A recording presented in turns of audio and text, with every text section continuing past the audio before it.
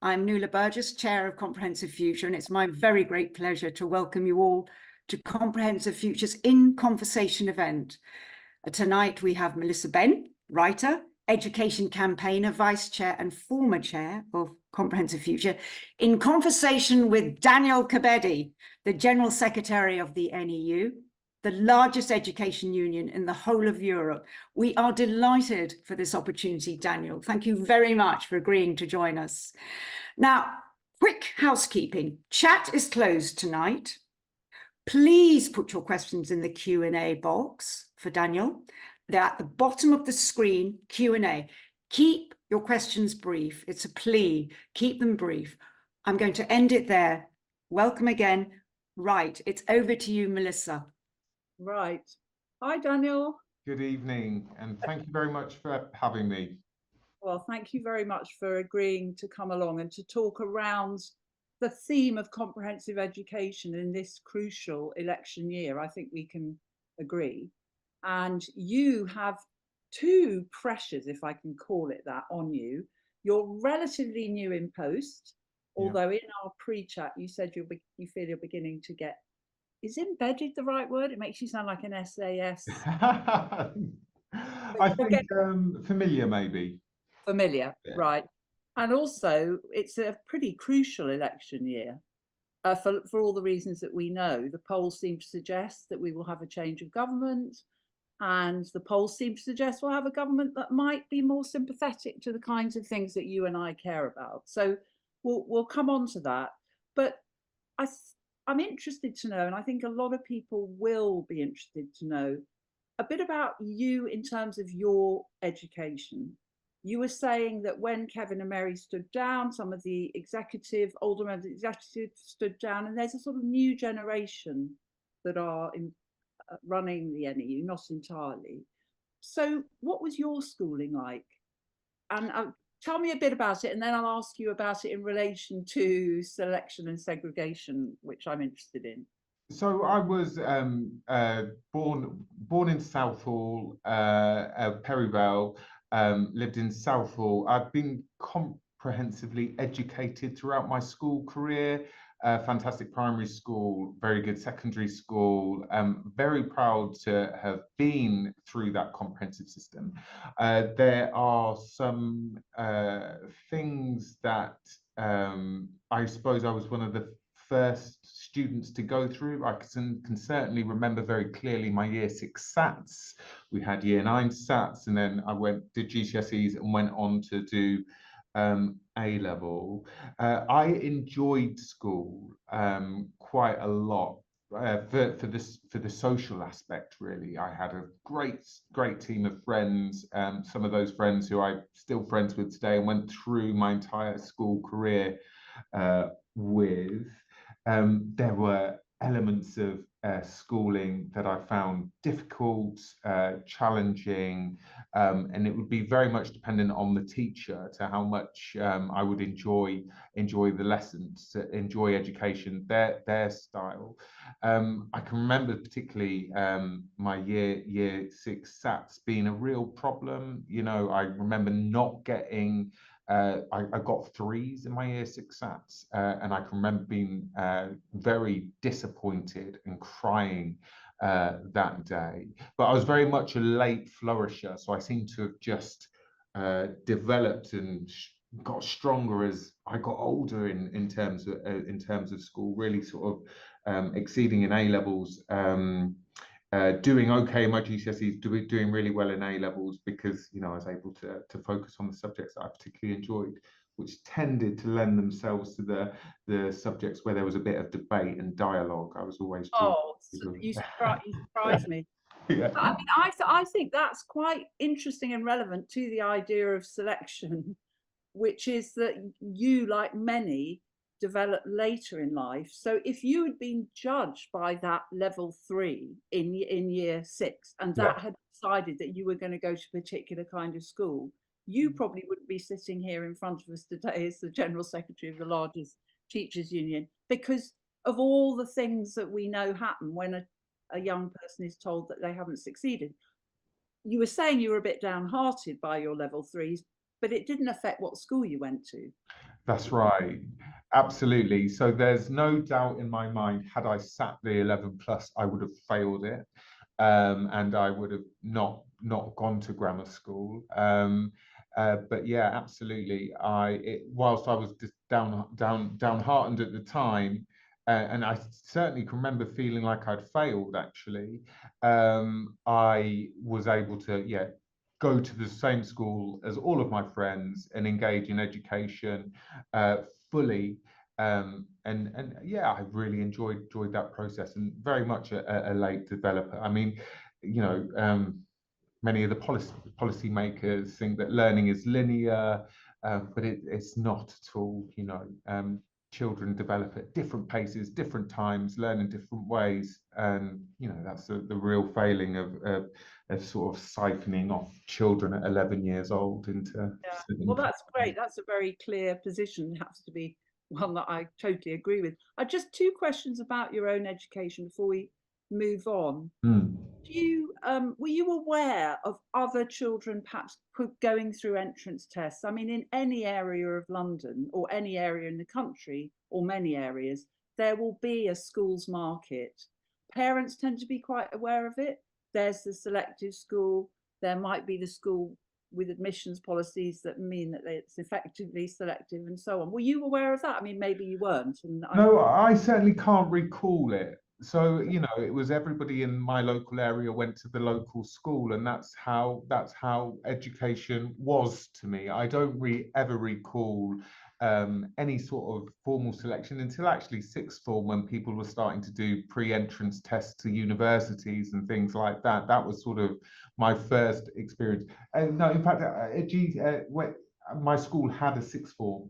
So it was a secondary comprehensive with a sixth form, and you needed, you know, a certain grade requirement to get into that. And if you didn't get those grades, then that was when friends started to go off at 16 to do technical qualifications or whatever. That was probably my first experience of that. Right, so that's you're quite a mature adolescent. Yeah. But we were talking before we started about you were born in 87 Yeah. and you started secondary school the year after New Labour came to power. And funding is so central to everything about education. And of course, proper funding would make all comprehensive schools work better. We would agree on that. Did you feel that you were in a school with resources, increasing resources, the government believed in you, no crumbling buildings? What was your feeling there? Well, I would certainly remember my school having lots of extensions and new buildings being built at the time. I can recall them popping up. Ones that I can't ever remember whether my school was over-resourced or under-resourced. Was over-resourced at the time. I suppose it was relative, and I would never have considered it over-resourced at the time. I would have felt that it had what it needed, most definitely. One thing I never recalled, which is a common feature of schools now, is concern around resourcing. There was certainly never any letters going home to parents asking for donations or fundraising for X, Y, and Z, which is very much a common feature of schools now. I've got a five-year-old son in a lovely little comprehensive primary, and there is often some sort of fundraising appeal, even if it's just done quite discreetly. And that is something that many parents are coming across today. That's a feature of the now. Can I just say, to correct my own comment, I didn't mean to say over-resourced if it came across that. There's no such thing as an over-resourced local school. I think I meant more resources coming in because of the Labour government. Right, election year. Are you very aware of it being election year? Does it feel to you like a game changer, a chance for a new start? It's interesting. So that's a really interesting question. It is, of course, election year, and I think the profession is crying out for change, a change in direction, for a government that, you know, views children as an investment in the future rather than, you know, an economic burden. And so everybody is aware of it and everybody is hoping for that change in direction. We've heard some very positive things talked about in terms of education. I would quite like to see it come a bit higher up the priority list, because the reality is schools are very much in a poly crisis at the moment, whether it's SEND, early years, school estate and school buildings. I would hope to see it get higher up the agenda. But the reality is, as you said before, Melissa, there is just so many other things that are also in crisis at the moment, whether it's the NHS or whatever. I'm really hoping for a change in direction. Can I just make one observation that I've noticed as someone who follows these things obsessively, is that I think one of the reasons why education might not be as it was in '97, education, is that we have a government that rather extraordinarily genuinely believes, and its supporters believe, that it has made a huge success of education. And yet, on the other hand, well, let's put it this way, there's that narrative. And then on the other hand, there's a narrative from those within the profession and within schools that's saying there's a series of crises around recruitment, retention, and so on. And I wonder if parents feel that maybe schooling has got better. It's a much bigger question, but does that make any sense to you, that the government's saying actually things are going better than you perceive them to be? Yes, I mean, I think the government are in a bit of a state of disillusionment. You know, when you hear Gillian Keegan say that she's doing a good effing job and everything's all right, and raised standards, doing much better in the PISA situation, it doesn't ring true to the reality that is on the ground. Certainly in the school. Now, parents, I think, are becoming increasingly aware. I think as a profession, we are all very good at putting on a brave face on the school gates. Everything's okay, particularly our school leaders when we're talking to parents. But, the reality is the rat crisis gave that real visual depiction for everything that is wrong in terms of the government's dealing with education. 14 years of chronic neglect, a crisis that could have been easily avoided had there, building schools for the future not been scrapped, for example. So I do feel like there is an ever growing awareness. Education in 2017 did feature very highly on the agenda, and that, I was very proud of our union's role in that. I think actually it's up for us as a trade union to ensure that we get it higher on the political agenda as well. Yeah, funding has been a huge part of what you've campaigned on. Comprehensive Future is very concerned with campaigning on the hierarchical nature of our system. I mean, we don't campaign on independent schools, but there are more and more campaigns on that now. But we look at those areas where, as it were, the affluent get advantage through selection. And I know you're very concerned with disadvantaged children and how to give them a better education, and that is a pressing matter. If you were sitting in front of the next Secretary of State for Education, the election's done, you're sitting opposite whoever it is, what are the 3 things you would ask them to do in terms of making our system fairer? Oh, well, top priority is there has to be a real robust plan around child poverty, I think. Never in our history have we seen rising educational outcomes for children and young people and rising levels of child poverty. And we've all seen over the last decade child poverty grow to astronomical levels, far too great for the 6th richest economy in the world, 4.2 million children living in poverty. There are some quite quick wins for the government to alleviate some of that crushing burden on young people. The 2-child benefit cap, should that be scrapped, would lift 850,000 children out of 250,000 out of really deep poverty, 850 out of less deep poverty. So, you know, and then I would like to see, you know, as part of that program, universal free school meals and a real robust plan around child poverty. Because that, without doubt, is the #1 barrier to children accessing education, and I've witnessed that throughout my teaching career in the Northeast and in London. I would like to see. I absolutely loved Labour's 2017 and 19 commitment to a national education service, cradle to grave. I think that would be up there in certainly as a top priority. But then also I would like to see a real reassertion of teacher professionalism, professional control, and there's a number of things that need to be, I think, looked at in that regard. The academy system, the fragmented nature of it, was, well, it was pitched to the public as more freedom, more autonomy, but the reality is, on the ground for teachers, we've seen a restriction of professional control. This is the academy's way. We've seen greater centralisation. I would like to see teaching reasserted as a top profession, high quality training for teachers, you know, and the autonomy to go with it, really. Right. Well, that's a very clear and powerful agenda, and it's so true, isn't it, that education is affected totally by rising inequality and poverty levels.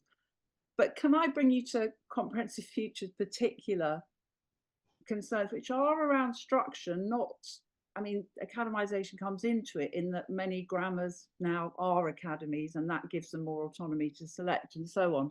You've spoken already that, well, let me just say, Comprehensive Future's two quite simple things we've campaigned on since 2003.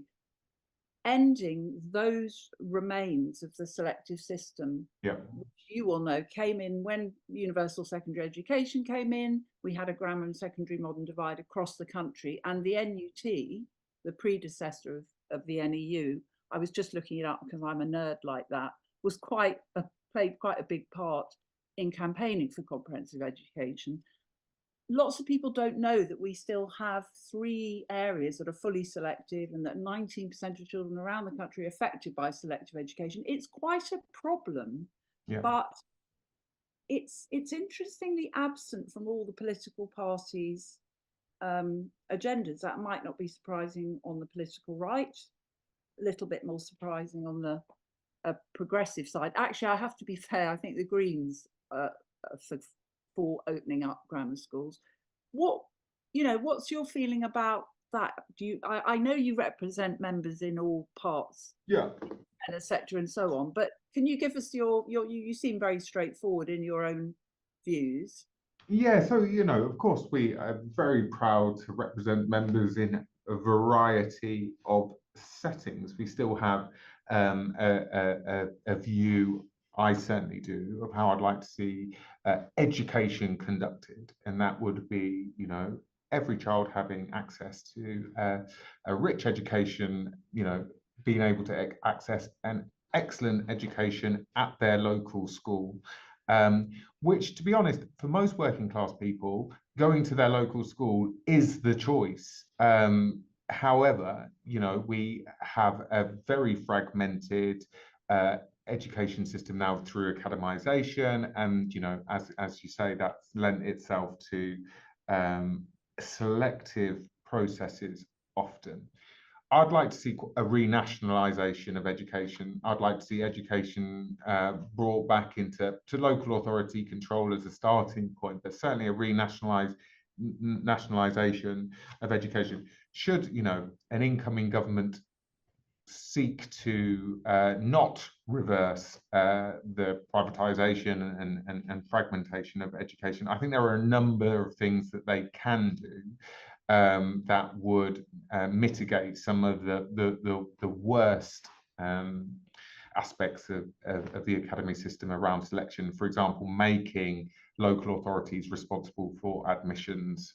I was going to come on to that, but would you Yeah. be able to say, on the union say as clearly as possible, that it's not right that a child's future is decided at the age of 10? I mean, it's called the 11 plus, but from my understanding, most children of 10 are taking it and their future decided. And if I can just express my passion on this subject, it seems so unfair that children, mostly from poorer backgrounds, Yeah. in those selective counties, are basically written off educationally. How, the schools that take them do a really, really good job, but it's a very clear hierarchy and a very clear division. I see no place for it in a modern education system. I agree with you. So certainly around, grammars, 11 plus, siphoning off young people at such a young age into successes or failures is highly problematic. It entrenches inequality. We will always hear of we all know the uncle who broke the norm, the friend of a friend who broke the norm, left poverty, got into the grammar school and became a success. But that is not the trend, is it? That's the exception. The 11 plus grammar school system entrenches in inequality. So yeah, absolutely got a position. We're going to represent members in all of those schools and defend their terms and conditions, ensure they have manageable workloads, and in academies and in the independence. My personal view is I'd like to see comprehensive education so well resourced, so well funded, that selective education becomes obsolete. Yeah, it's kind of weird that it's not, isn't it? I mean, I find it hard that any party that wants to see fair access for all children can continue to support such a divisive test that so clearly discriminates on grounds of social class. And maybe you can help us out here at Comprehensive Future, Daniel. I don't mean practically. I'm sure you can. And I think there might be people with questions about creating a broad front. How can one persuade a party such as, I don't know, the Labour Party, for instance, that they might bring in a bill that says there's no room for selection? Why are we not succeeding there? What are we doing wrong? What can we do right? What's your thoughts? I mean, I think we have to present the evidence, but the evidence is very clear, isn't it? Where there's a greater equity, no selection, the the models are much more successful. I think there is, and what underpins it all, though, is I think a differing view on how we get the growth that everyone wants to see. I am very sure that should there be economic prosperity, an incoming Labour government would spend good amounts of money on education. The last Labour government spent in excess of 5% of GDP on education. At the moment, we spend well below that. It's my view that actually you have to make that investment first and spend on education and children to see the economic growth. So I think there's a bit of a differing view. But I do believe in sort of united fronts on particular issues, and there is absolutely a huge amount of space for us to campaign on this issue. I mean, I think, it's what parents want. Well, it's interesting because you said the evidence is clear, and I think it's overwhelming. The evidence is clear. Everybody agrees on it. David Willits, hardly a great left-winger, said it's absolutely clear that selection entrenches disadvantage. It doesn't challenge it.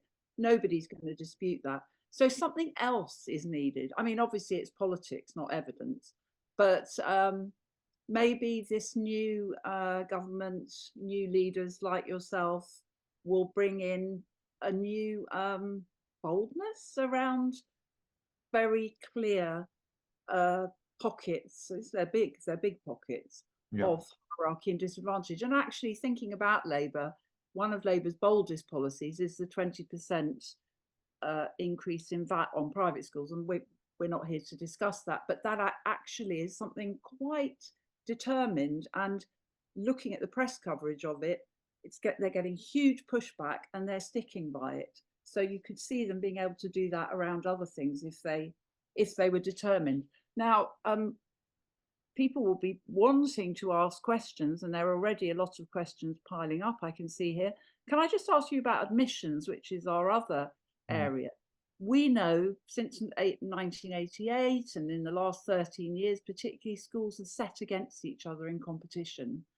And therefore, schools, you can see in a way why they do it, want to pick and choose pupils they think will be successful, that will make them look better. And there's something the whole admissions picture has gone rogue, really. Under New Labour, my memory is that there was more control from the centre and so on. And you said you'd want to see local authorities being put in charge of admissions.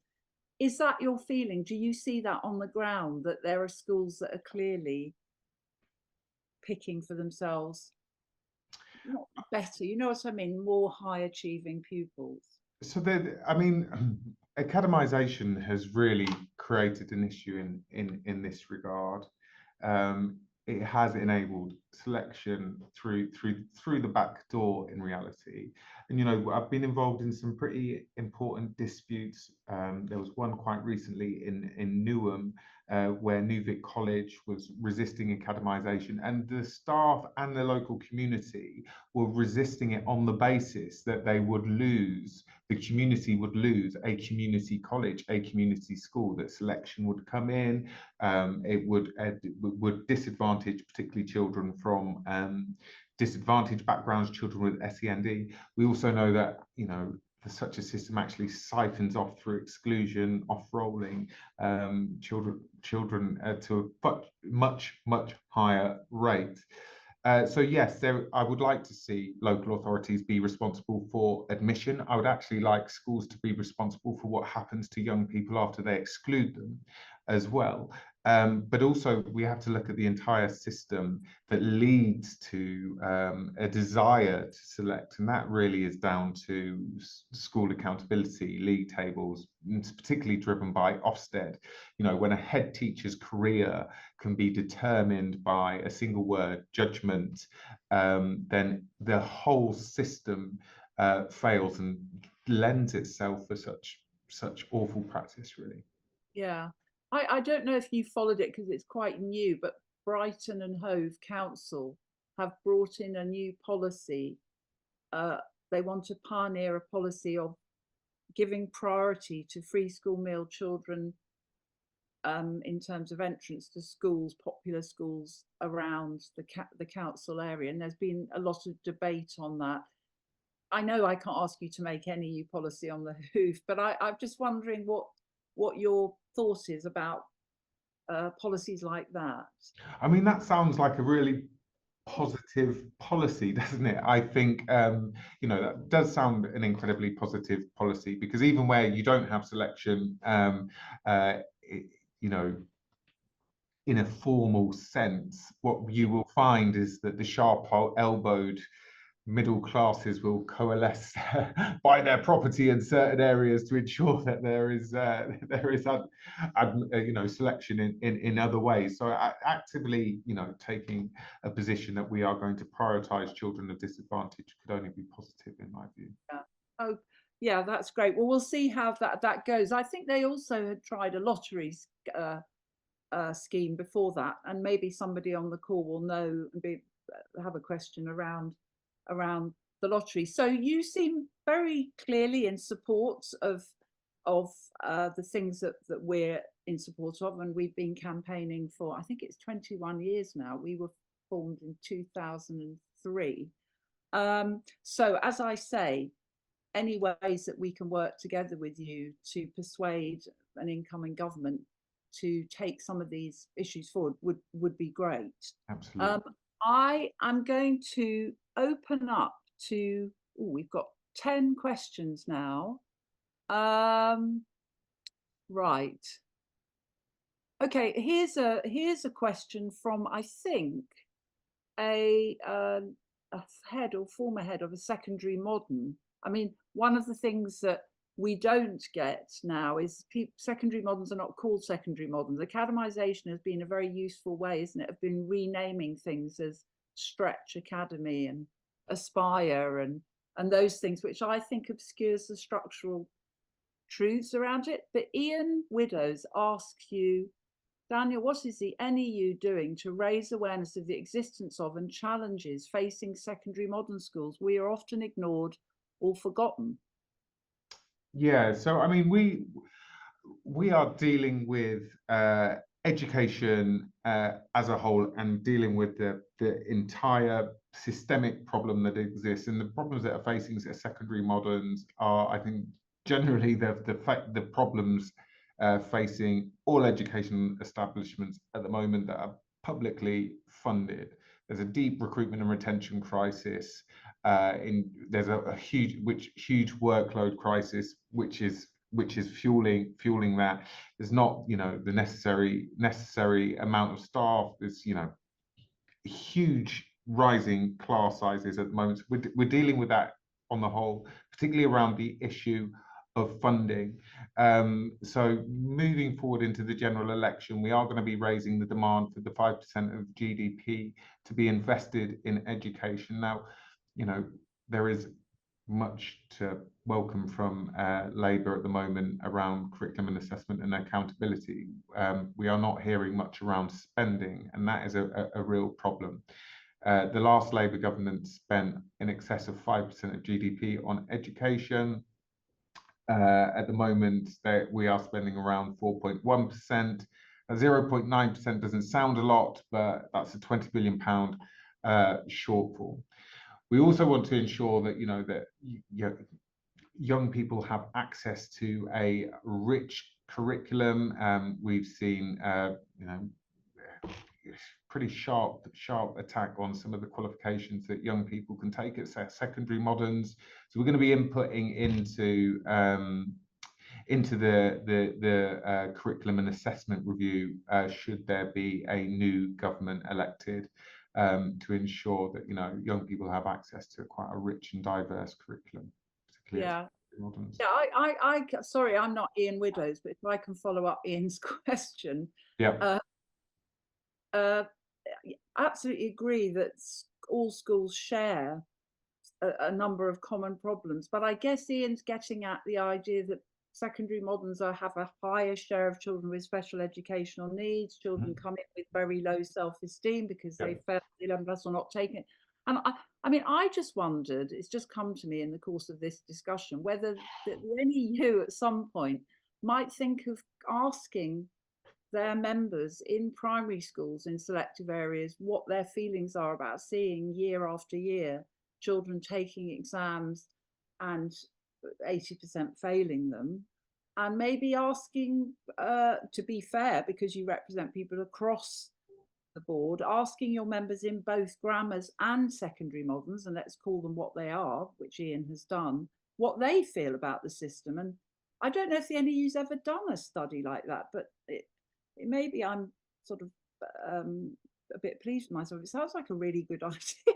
Well, I can certainly tell you what members are really feeling across the board on the number one issue at the moment is certainly pupil need, which will be much more pronounced in secondary moderns than it is in grammars. So coming out of the pandemic, particularly, we've seen a real failure from government to invest in COVID recovery, and we've seen pupil need rise quite significantly. So things like anxiety amongst young people have gone up 50%. And, you touched on SEND. That whole system at the moment is a system very much in crisis. Children are not getting EHCPs within the statutory time frame. CAMS has been completely cut to the bone. So I certainly know that to be a key concern of the profession at the moment. Okay, I'm looking at questions. Some of them are, questions on the VAT proposal, but I feel I mean, I can answer that one. Oh yeah, I mean, people are very interested in the VAT proposal, so if you want to answer that's great. I mean, the 20%. So we don't intervene in terms of Labour's, tax raising, spending policies at the moment, but I can certainly appreciate the 20% VAT on private schools is a bit of a, is certainly coming up as a concern of our members who work in those schools. All data suggests, though, that there will not be a huge drop-off of those attending independent schools because of a 20% VAT being levied on school fees. There is a bit of an issue, I think, is that Labour has spent 1.7 million, somewhere between 1.4 billion and 1.7 billion that it will raise. It feels like multiple times, and it is, talking very much about, the ability to use that money to reinvest in comprehensive education. However, as I've previously said, there's a £20 billion black hole at the moment. And the real thing is, the real concern I do have is that we aren't talking about the real problem, which I think is academisation. So there's everyone's focused on that, on private schools, but there's a bigger discussion to have around academisation and the fragmentation of education. Well, I think that's partly because this is a country obsessed with its own elite, and therefore it's obsessed with private schools. And the people who go to private schools tend to shape the comment that you get. So that's why we hear so much about it. But given that our theme today is fairness in the system, do you think it's the shifting of some funding? I take your point about it's being spent several times over, but the shifting of some funding from a more or less elite sector to the education of the 93% is a good move. I mean, clearly most of the money is going to have to come from somewhere else. Sadly, not from capping bankers' bonuses, because Rachel Reeves said today they're not going to be doing that. But do you think that shift is a first good step? I mean, I don't think anybody in their right mind can sit here and say, private education's not a luxury good. So it should have that added to it. It is a luxury. It is not a necessity. Is certainly my personal position on that. As I said, school fees have gone up astronomically over the last decade, by significant amounts. And what we have seen is, pupil numbers in that sector actually grow as well. So there's not any linear relation between, school fees going up and pupil numbers going down, which is, the key concern that you will read in the Telegraph or whatever. The entire notion that, we should take a bit from those who have more to give to those who have less is something that we should all support. I would like to see, comprehensive education funded to such a regard and resourced as well as the private schools. And there is the wealth in society to do that. There's just not the political will. Yeah. But now, there's a question from Jane Martin, who I think is the Jane Martin Professor of Education at Birmingham. It might be another Jane Martin. Wondering what your thoughts are, Daniel, regarding the role of teacher education in relation to comprehensive national education service, because teacher education has gone through this massive reform, the ITE, which is hugely unpopular with the profession. And so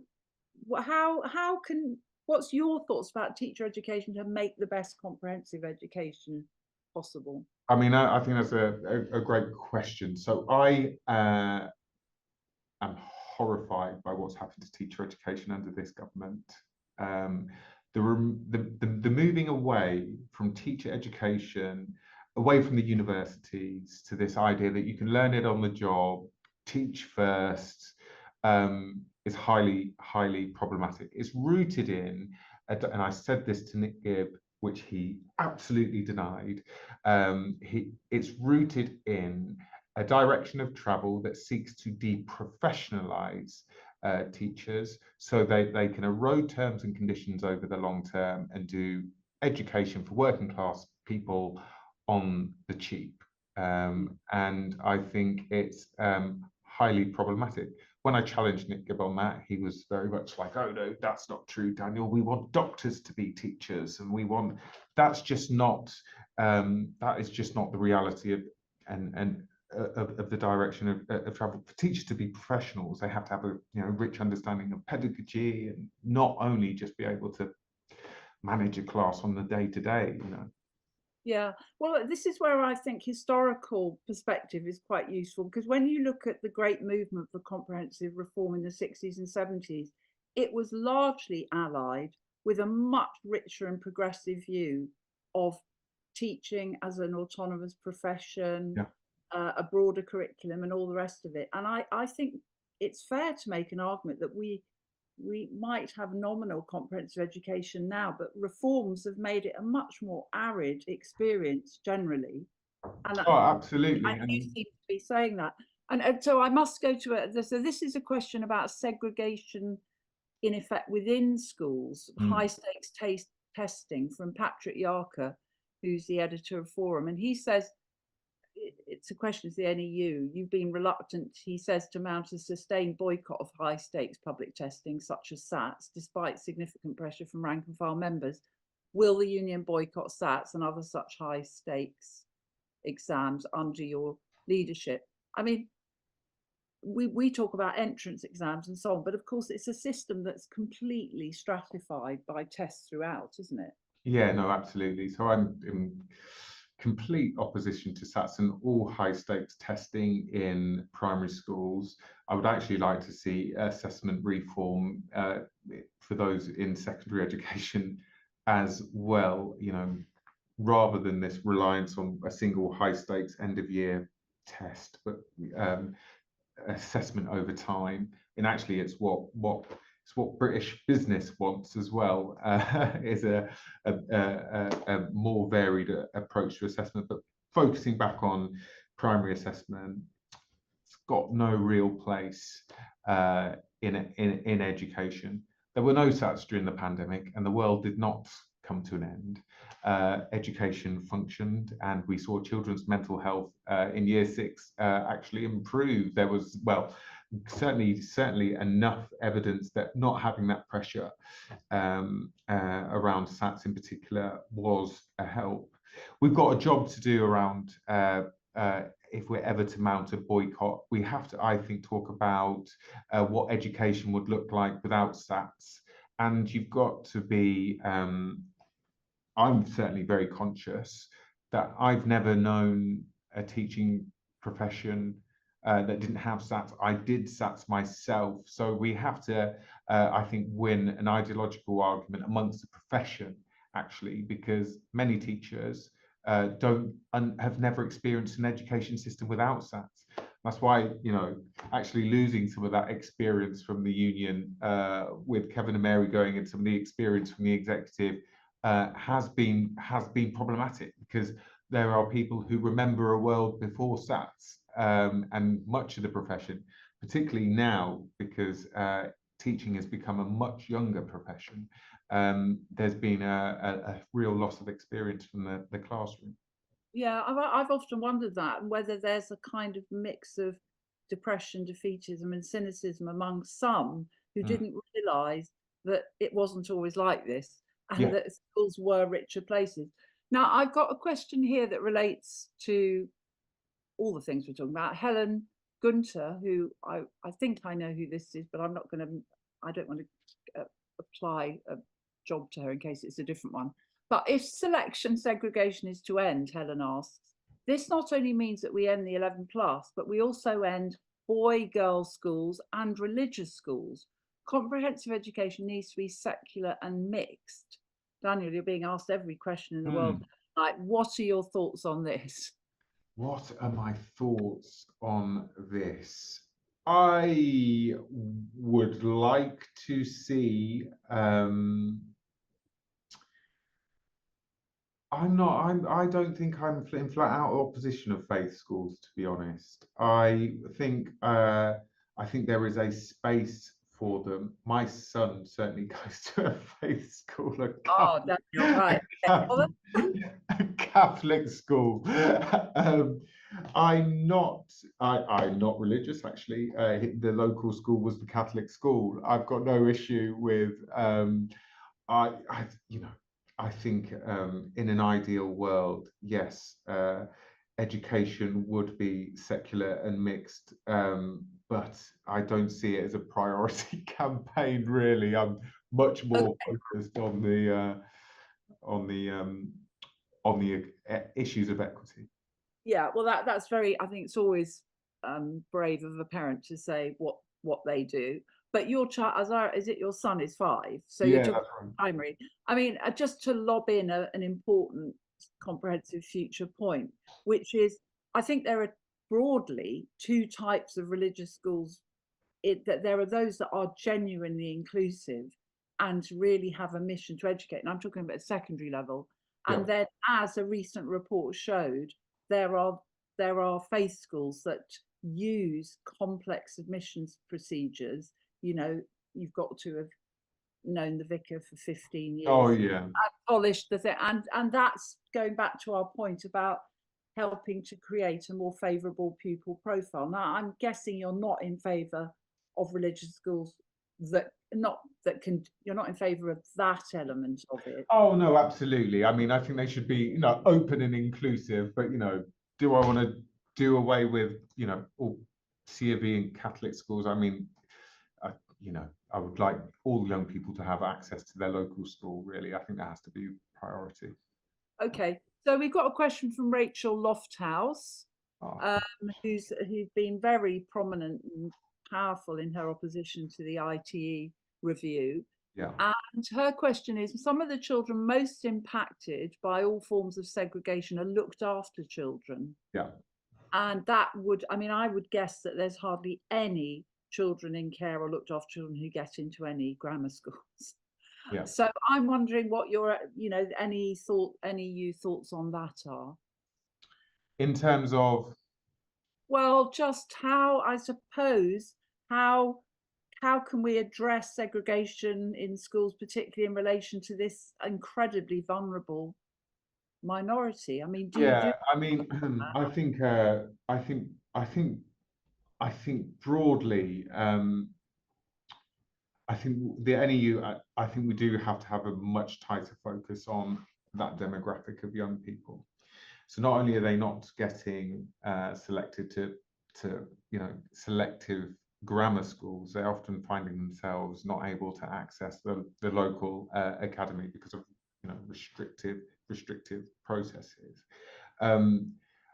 I spent lots of my career teaching young people with it was called EBD, Educational Behavioural Difficulties, and then moved on to social, emotional, mental health challenges. And I've spent a good proportion of my career also teaching in a secondary PRU, which I taught maths, which is unusual for a primary teacher, which is what I am by trade.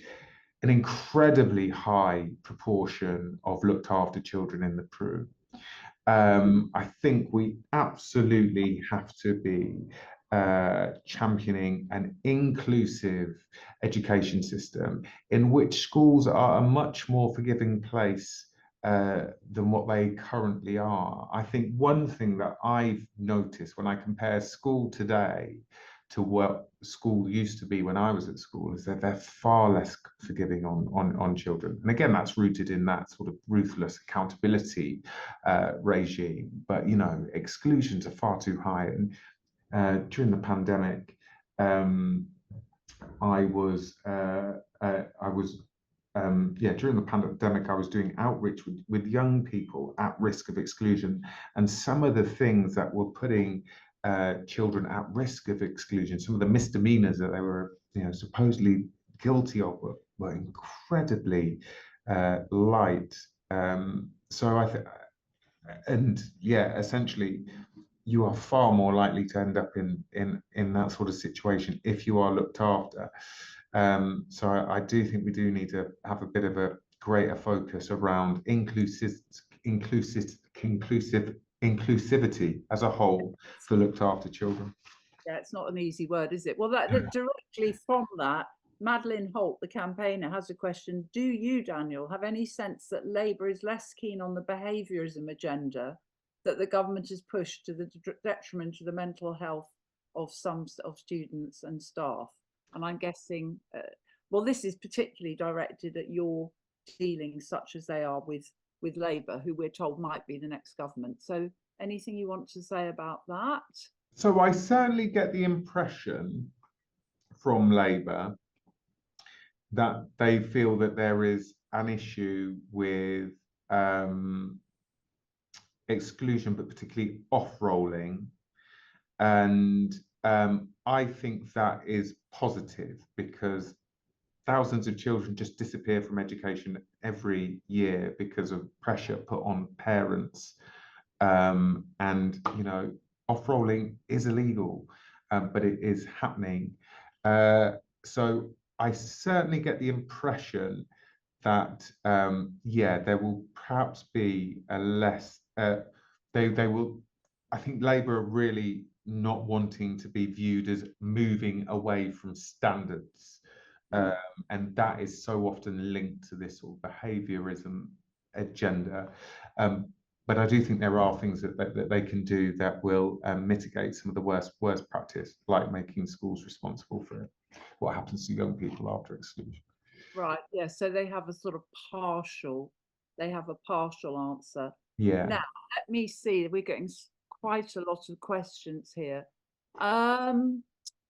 I know there was one about from Millian Mansfield. Do you think if local authorities were responsible for admissions, going back to that, those that still have grammar schools would close them or rather open them up to all children?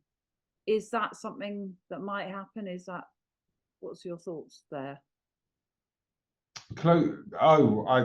In terms of selectivity, I mean, I think to get rid of the selective nature of grammar schools really needs a act of Parliament rather than sort of just making schools responsible, local authorities responsible for admissions. They would just say, anyone can apply, but the 11 plus is still that standard that you have to. So you can't see local authorities saying, okay, we're going to do it. It probably, I think Christine Blower, Nuala would be able to correct me on this. Christine Blower put a bill to the House of Lords about phasing out selection, and it can be done quite simply. So that's true.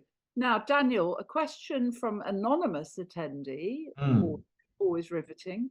And I think this has brought up the tension or the element of our discussion all the way through. Yeah. Do you see a role for the unions in challenging the inherent unfairness in our education system, right through from, I guess, independent schools to grammar schools and so on?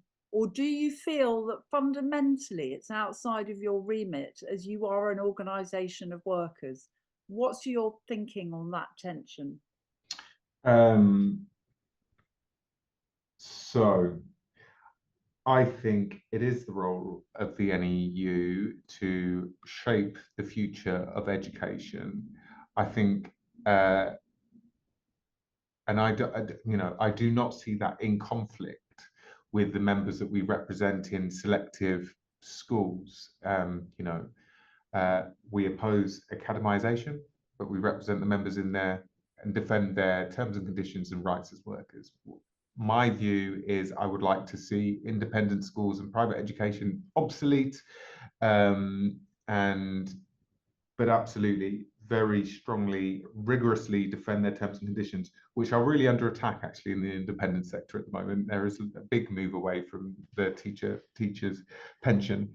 But I do think our union is part of an international movement. I believe that our union is part of a social movement that is about ensuring that every child, regardless of their background, is able to flourish and succeed. And I think that's what our members would want our union to be. I think all teachers and parents have absolute aspiration for the children that they teach, and all evidence suggests that children do best in a well-funded, inclusive education system where there's high levels of teacher autonomy that isn't selective. We've got 5 minutes, everybody. I'm sorry to come in there. It's a really great debate. I have one more question, and I wondered if I could ask something. Would you mind, Melissa? Would you mind?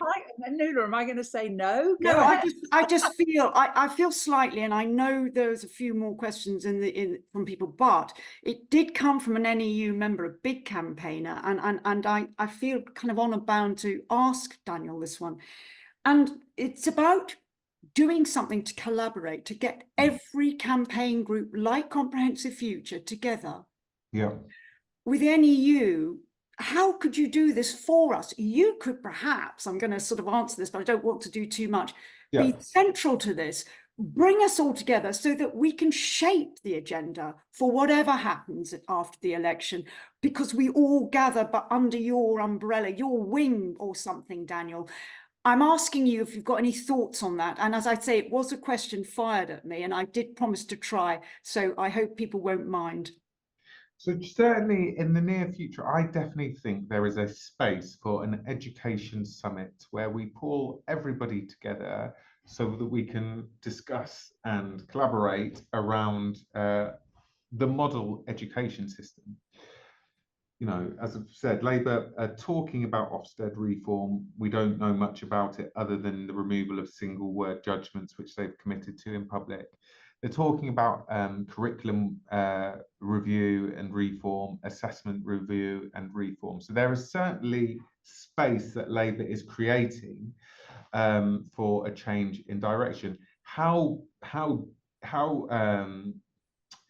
sizable that change in direction is, I think, is very much dependent on the amount of pressure that's put on them from the outside. So I think that coming together as trade unions, campaigning organisations, parents groups, and so on in the run-up would be a really healthy idea, because collaboration is the only way to change things. Thank you so much. I'm aware, Melissa, do you want to choose one more and then I'll wrap it up? Thank you. Well, I was just going to jump in and say, not just before the election. Actually, I would, why end there? Yes. And also, because let's face it, there is this strange dichotomy that in the run-up to the election, Labour is obviously being exceptionally cautious.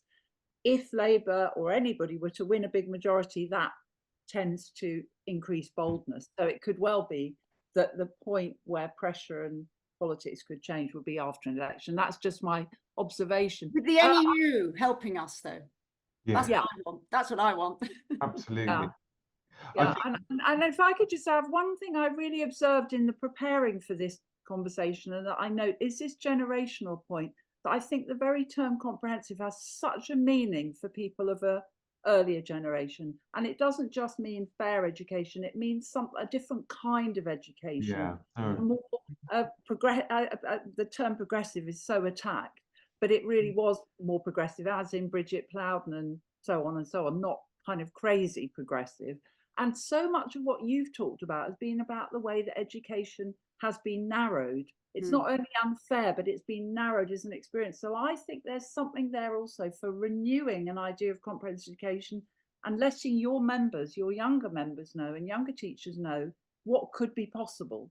So that's just what I've drawn from what I've been thinking and from talking to you. I think the final question, well, there was one from David Chater, would you be prepared to lead a national campaign to end academic selection at 11? It's kind of Nuala's point. So you can end it with saying, yes, of course. I mean, yeah, I think it has to be framed in terms of what is education and what does it look like and what does it mean, and that is every child having access to a comprehensive education with that rich curriculum. I think we have to talk about what we want, as well as what we don't want. We don't want selection. Don't want the 11 plus grammars, children's lives being determined at 11 years old.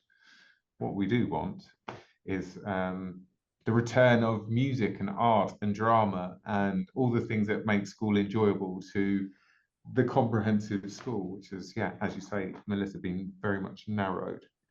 Yeah, that's such a good, if I may It is. say, that's such a good place, such a good thing to say, and such a good place to stop. That's right. I was going to say, well, it's a lovely note, isn't it? It's a lovely, it's a hopeful note, and it does help, I think, at a time like this. So thank you very much, Daniel, for being so generous and for going with the spirit of this In Conversation event. We've really enjoyed it. Melissa, fab, really great questions. I would say that you're on our team, but it has been a really rich evening. I'm sorry there were about 4 questions we didn't get to. Maybe we'll have to have you back, Daniel. Oh, well, anytime. And We're thank going to do that summit. We're going to do that I summit. think the summit Pin you down, pin you Yeah. down. We'll get everybody in. That would be a good idea, wouldn't it? But Thanks so much. Thank you very much, everybody. And thank you to really fabulous attendance, fantastic audiences. I think we're up to mid-60s, late 60s at one point. Thank you, everybody, for attending for this event. Melissa, great job done. Thank you again, Dan. You can go and have a glass of something now. Yeah. Oh, well, thank you. All And right. Good night, everybody. Bye. Night, night, night, night. Thank you.